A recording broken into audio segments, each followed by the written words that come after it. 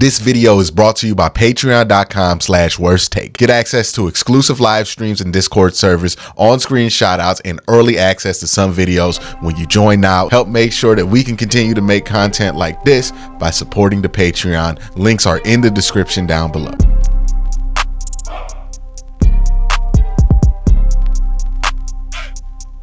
I hope everybody had a great bye week, right? The Browns have given us enough stress. You deserve the weekend off. That's why I didn't post a video on Sunday. I didn't want to give you something to think about when it comes to the Cleveland Browns on Sunday this week. I wanted to just let everybody get a day off from the Browns, right? Because the Browns have been very frustrating.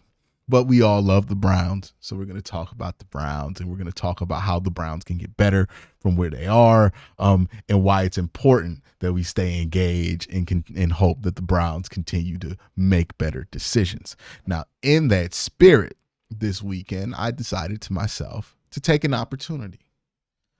I went to the Georgia Tech and Miami game this weekend because Miami, their quarterback Cam Ward, Heisman Trophy candidate, and also 2025 NFL draft prospect at the quarterback position. I was very, if I had to pick a quarterback that was interesting enough to me, but mysterious enough to me, that I really wanted to see in person, it's Cam Ward. I'm not the biggest fan of Cam Ward's game when I watch it on television. I do admit it's very exciting. But if I'm looking at things from the perspective of can he do that in the NFL versus is this fun to watch in college, I have questions about Cam Ward. Questions that can't be answered when you're watching the game in broadcast. Questions that can really only be answered when you look at the All-22, but more importantly, when you get to see him play live and in person.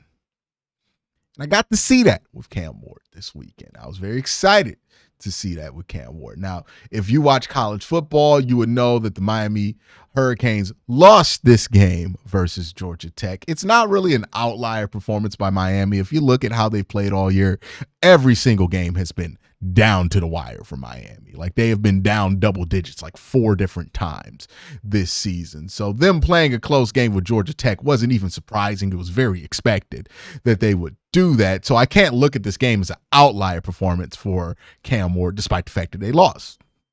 And when I watch Cam Ward in this game, my final thought, and I'll get into how I got here, but my final thought was, I don't think this is a guy that I'm going to want the Browns to draft come April. Oh, not April. Well, yeah, April. The draft's not in May anymore.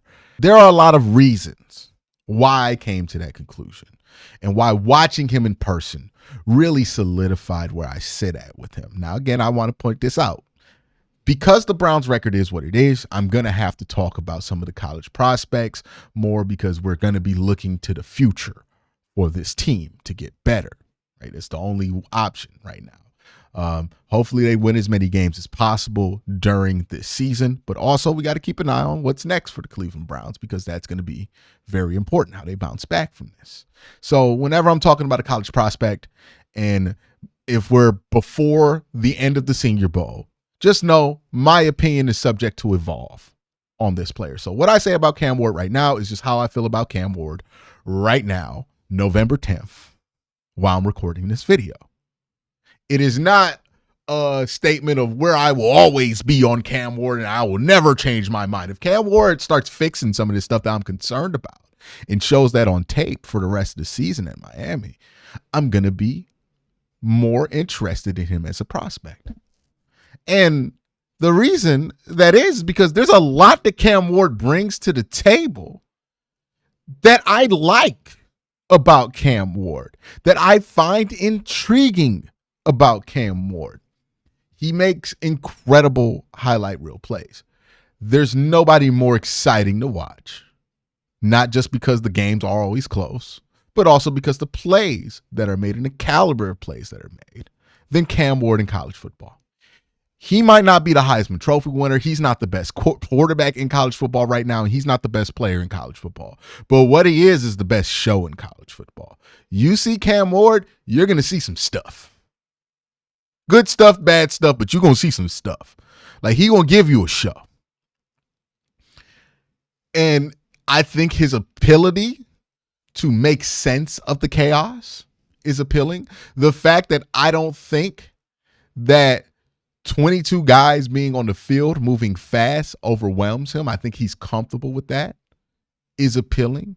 And the fact that he has the arm talent to get himself or deal himself out of chaos, to me, is appealing.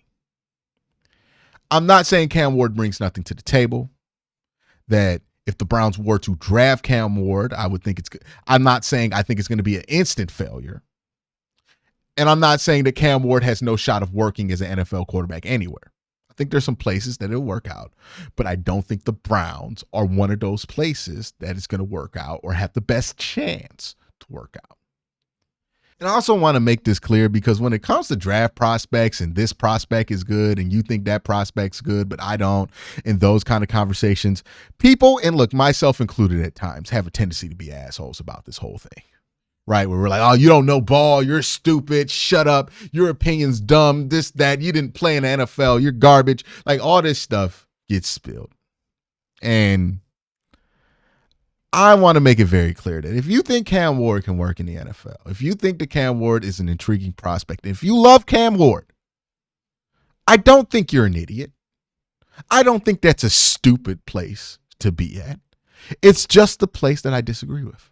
I would just appreciate that if you disagree with me, you hear me out as to why I don't like Cam Ward, right? And not boil me down to, oh, Quincy doesn't like Cam Ward. Quincy's a Cam Ward hater. And whatever you hear or what a random Cam Ward hater say on Twitter, and then say, I said that when I didn't. Hear me out on what I don't like about Cam Ward, right? That doesn't mean that I hate Cam Ward, but this is what I don't like about him. And even if you do agree with me, hear me out on why I don't like Cam Ward. Because there might be a chance that Cam Ward changes some of the stuff that concerns me about it. And then I change my opinion because he changed the things that he was doing. And I don't want you who agrees with me now to be mad at me because I don't agree with you in the future, because Cam Ward addressed the very concerns that I was concerned about. Why I feel this way is more important than where I land on where I feel. If the why gets addressed of why I'm concerned about Cam Ward as an NFL prospect, then how I feel about Cam Ward changes. Now, if the why does not get addressed, then how I feel about Cam Ward stands. But the why is the most important part. Where I pick whether I feel good about Cam Ward right now or not the most important part. It's the why. It's the explanation that matters the most. So please do me a favor and try to pay attention to why it is that I feel this way, instead of just saying if I'm in this category or not in this category. It would be very helpful, and I would very much appreciate that. The number one trait that stands out is that he is indecisive. He lacks conviction as a passer. The amount of times I saw Cam Ward versus Georgia Tech not know where to go with the football, or not be confident on where to go with the football within the structure of the play, was more than I can count. There were guys open in the structure of the play consistently for Miami versus Georgia Tech. It's not like Georgia Tech's defense was amazing. And I've also watched this Georgia Tech defense in person before versus a team like Georgia State, who's in the Sun Belt. And I saw their quarterback from Georgia State be able to be a lot more decisive versus Georgia Tech's defense than Cam Ward, which to me suggests that, hey, Georgia Tech didn't confuse Cam Ward. Cam Ward just was confused playing against Georgia Tech. That concerns me. It suggests to me that Cam Ward is a player who refuses to play in structure. Sometimes when I watch Cam Ward on broadcast and in person, it feels like he's waiting for the play to break down before the play begins for him. It's like he doesn't want to run the play that they ran. He just wants the play to break down so he can try to scramble up a play. He's far more comfortable in chaos than he is in structure. And that is a concern for me. If you're talking about dropping him into a system that requires you do 60, 70% of the work in structure. The Browns offense has room for you to be chaotic, but that can't be your bread and butter. And I worry about that being a quarterback's bread and butter in the NFL.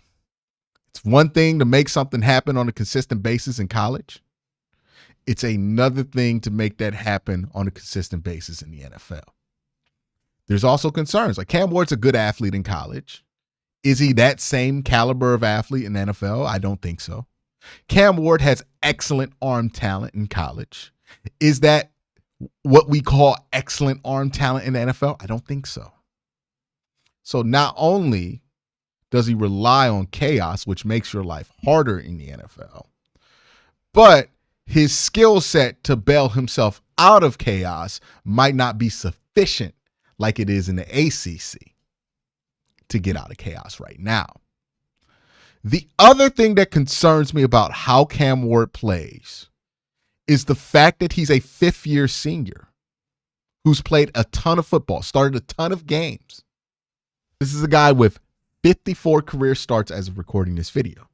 He was a starter pretty much from his first year in college at Incarnate Word to his second year in college. He was a full-time starter, 2 full-time seasons at Washington State, and now a full-time season as a Miami Hurricane. He is not struggling to play in structure because he doesn't know how. He's not struggling to read these defenses because he is inexperienced. He's very experienced. He's one of the most experienced quarterbacks in all of college football, but he still does these things. That brings me to the decision making, because it's one thing to not play in structure. It's one thing to lack conviction as a passer. It's another thing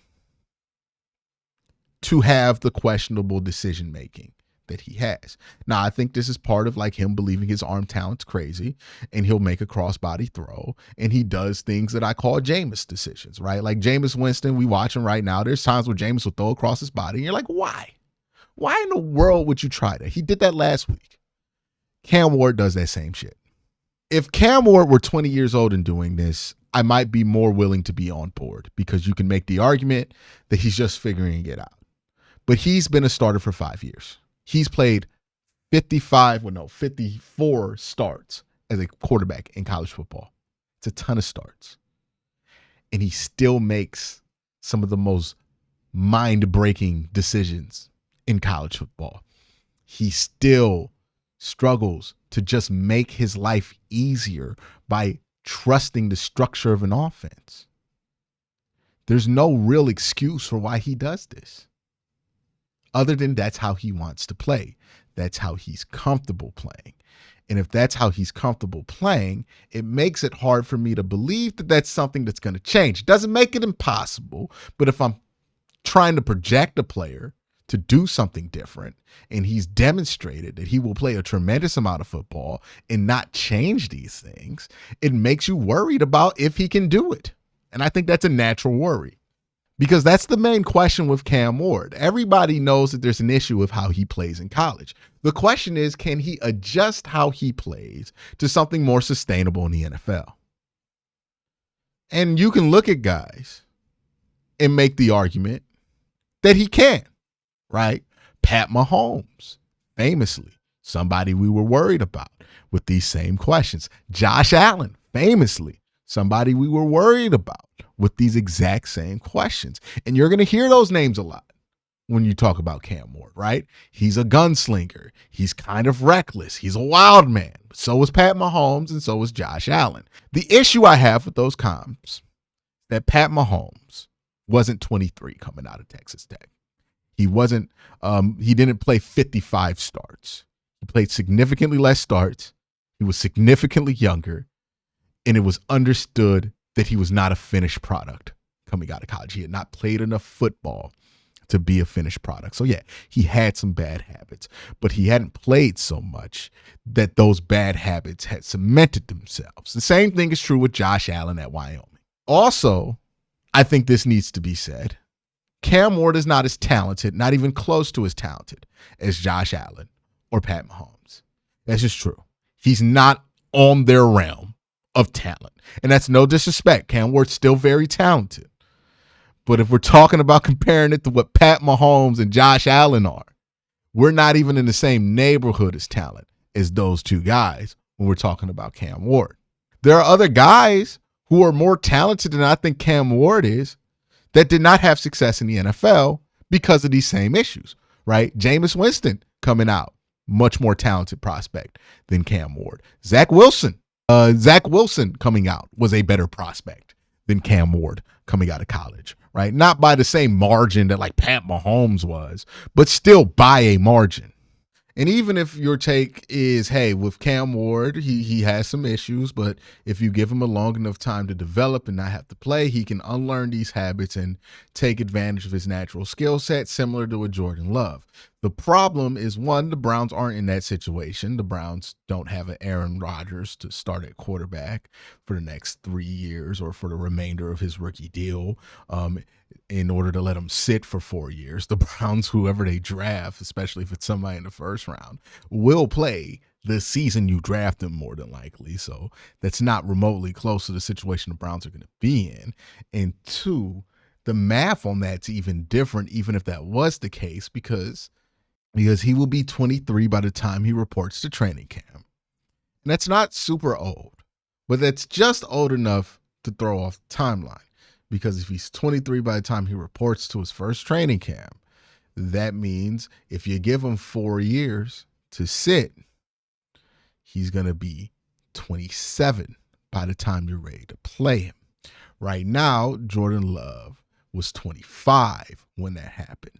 The math on that's just a little bit different.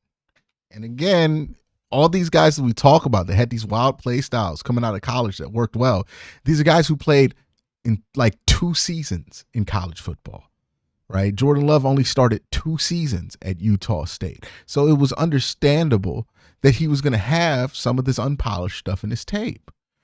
It's a little bit different when Cam Ward has twice as many games under his belt, is twice as experienced as a Jordan Love was, but is still making the same mistakes that a super young Jordan Love was making. You get what I'm saying? Why I'm kind of like, the fact that he's played so much football and plays like this kind of concerns me. Cam's game's going to have to fundamentally change in order to work in Cleveland. And I'm not confident that he's going to be capable of making those changes that you need him to do. Now, again, if he demonstrates that this is something that he can do down the stretch at Miami or at the Senior Bowl, my tune might change on Cam Ward. Because again, I think he has a lot of traits and a lot of talent that do intrigue me at the quarterback position. But that question of can he transition is a big one to me. If you're asking me right now, November 10th, 10 p.m. as of recording this video, who I like, who I think the Browns should keep their eye on. And remember, my opinion on this is subject to evolve over the course of the college football season and draft season. Shedeur Sanders and Jalen Milroe are the 2 guys I'm looking at. Shedeur Sanders checks all the boxes as a passer for what you want in the Cleveland Browns. He's somebody who's comfortable playing in structure. He's somebody who's comfortable doing the bulk of his work from within the pocket. He's somebody who can layer balls over the middle of the field. He's an accurate passer. He has good enough arm strength. The issues with Shedeur, again, subject to evolve, is I don't know what caliber of athlete he is. And I think he has built up some bad habits behind playing with some bad offensive lines that might cost him. You also got the whole Sanders family thing, like if he'll let him play in Cleveland. I think that stuff's a little bit overrated. Like it's worth a conversation for sure. Like you cannot turn in that card to draft Shedeur Sanders and not think about the fact that you're drafting Deion Sanders' son and what that means for his involvement with your football team. Like, you have to expect that Deion's going to be involved in this decision and in his career going forward, because Deion's been involved in Shedeur's career pretty much since he started playing high school. It would be silly to think that Shedeur is going to get to the pros and Deion just going to be like, all right, man, do it. Like, just going to stop doing the whole thing that he's been doing for the last 8 years with Shedeur. It's kind of silly, right? You got to anticipate that. You got to ask yourself, is it worth it? Is Shedeur that good of a prospect? The other prospect, Jalen Milroe. I get that people have questions about him as a passer. I get that people have questions about how he throws a football. But you just can't ignore the fact that that dude, Jalen Milroe, is the best athlete in this draft class. And every year I've seen Jalen Milroe play football, he has been significantly improved year after year. Can he check all the boxes as a passer? No, he's not there yet. He's a prospect. He's definitely a work in progress, but he's super young, and he is the most talented player, athlete in this draft class. Bar none, no doubt about it in my mind. That dude, that's the best athlete in this draft class. He is the best athlete who's actually used that athleticism to be productive in college football, because Anthony Richardson is an amazing athlete. He wasn't productive at Florida. Jalen Milroe is an amazing athlete, and he's productive at Alabama in the SEC.